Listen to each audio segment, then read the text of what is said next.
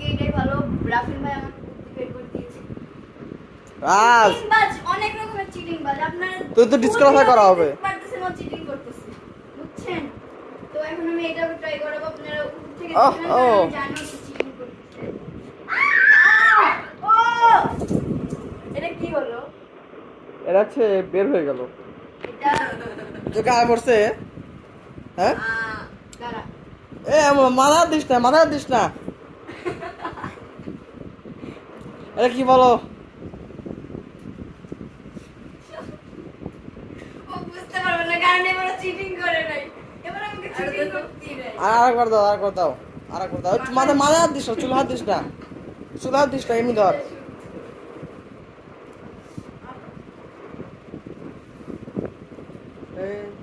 বুঝতে পারছেন না গাইস?